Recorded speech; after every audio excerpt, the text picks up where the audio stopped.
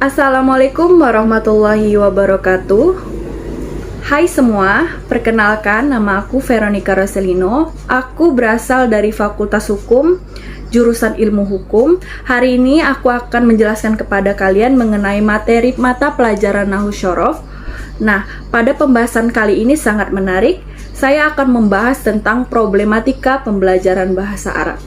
Yuk kita saksikan apa saja sih problematika atau masalah-masalah yang terdapat jika kita mempelajari bahasa Arab, dan saya akan juga menjelaskan bagaimana sih cara mengatasi masalah tersebut sehingga kita dapat belajar bahasa Arab dengan kondusif dan baik. Oke, kita saksikan bersama.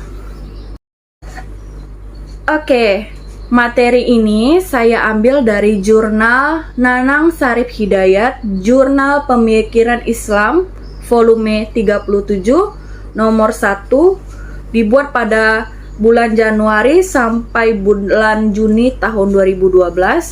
Oke, apa saja sih problematika yang terdapat kala kita belajar bahasa Arab? Nah, sebelum kita lanjut ke problematikanya, kita harus tahu dulu apa itu bahasa Arab.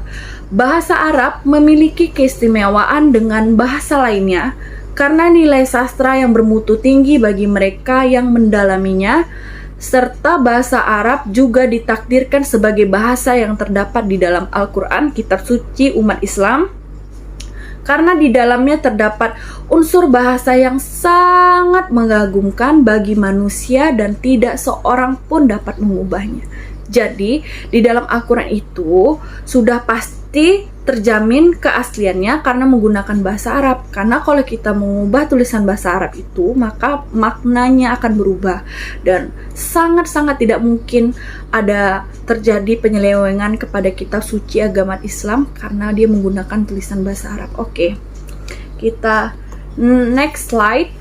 Problematika yang terdapat itu adalah pertama, tenaga pengajar, peserta didik, penulisan, kultural atau culture atau budaya, fonetik atau tata bunyi, dan yang terakhir grammatical atau grammar.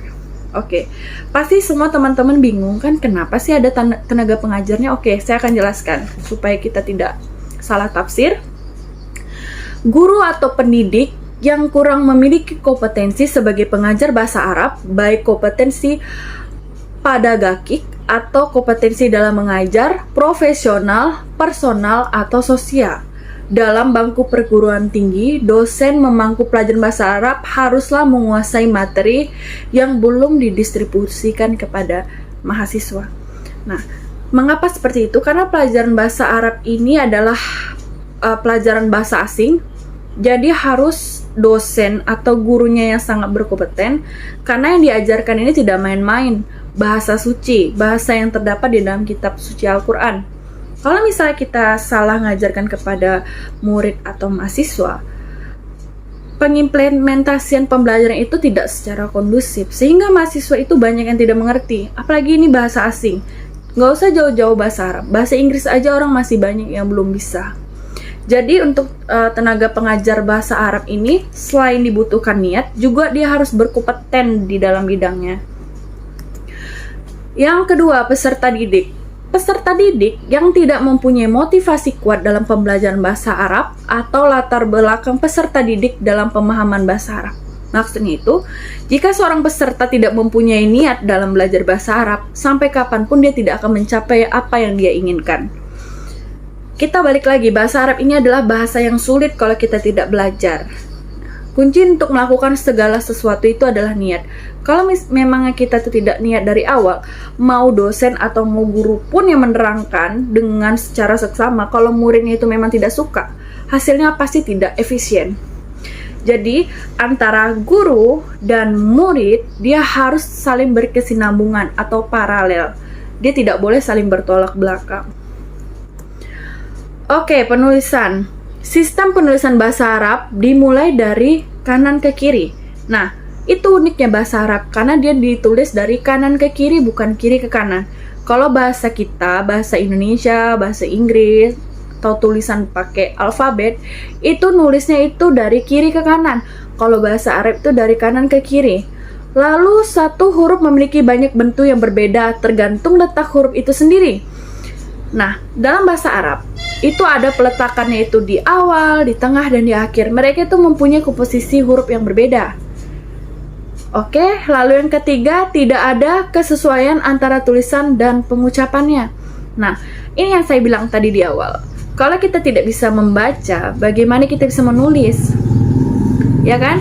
Misalnya ada suatu tulisan bahasa Arab, bacanya nggak seperti itu, tetapi karena kita tidak bisa membaca, hasilnya akan saling bertolak belakang. Itu yang dinamakan tidak nyambung. Nah, penulisan itu sangat penting. Kalau kita tidak mengerti penulisan, bagaimana kita akan bisa mengimplementasikan bahasa Arab? Lalu, kultural atau culture atau kebudayaan. Bahasa Arab ini merupakan sesuatu bahasa yang unik, bukan merupakan bahasa asli orang Indonesia. Nah, hal ini menimbulkan berbagai problem sehubung dengan pembelajaran bahasa Arab. Karena akibat perbedaan culture orang Arab, Timur Tengah dengan orang Indonesia, itu menyebabkan perbedaan yang sangat-sangat mencolok. Karena bahasa Arab bukan budaya dari kita, tetapi kita diharuskan bisa bahasa Arab. Paling tidak kita membaca Al-Quran harus bisa, karena kita adalah umat Islam. Fonetik atau tata bunyi. Nah, dan beberapa problematika tata bunyi diantaranya bahwa beberapa fenom atau gaya bahasa dalam bahasa Arab sangat berbeda dengan bahasa Indonesia. Misalnya, pada huruf P, G, dan NG, orang Arab akan berkata itu huruf B, karena mereka tidak terbiasa mengucapkan huruf P, G, dan NG. Sehingga bunyi P itu berubah menjadi B. Nah, contohnya apa? Kalau orang kita bilang kampar, orang Arab sana atau orang belajar bahasa Arab akan membilang kambar. Sangat berbeda kan teman, kampar dengan kambar. Oke. Gramatikal. I'rab atau ciri-ciri yang tidak ditemui dalam bahasa-bahasa asing lainnya memberikan kesan yang sangat sulit di dalam memahami bahasa Arab. Jadi kalau kita harus ingin belajar bahasa Arab, kita harus tahu dulu fondasi awal bahasa Arab, i'rabnya, isimnya, dan lain sebagainya. Sehingga nanti kalau dia menyatakan perempuan, menyatakan dia laki-laki, kata benda itu tidak saling bertolak belakang.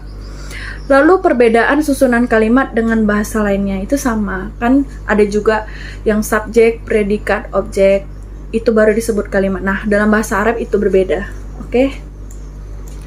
Nah, tadi kita membahas tentang problematika apa saja sih yang terdapat di dalam bahasa Arab.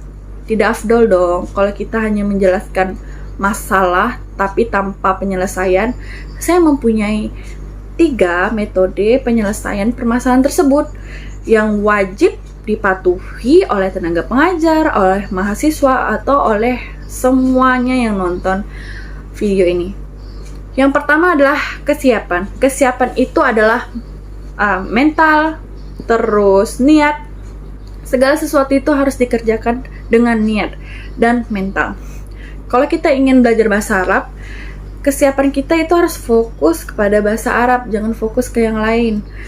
Terus yang kedua adalah motivasi. Nah, motivasi itu adalah pemberdayaan di dalam diri. Maksudnya itu rasa semangat di dalam diri.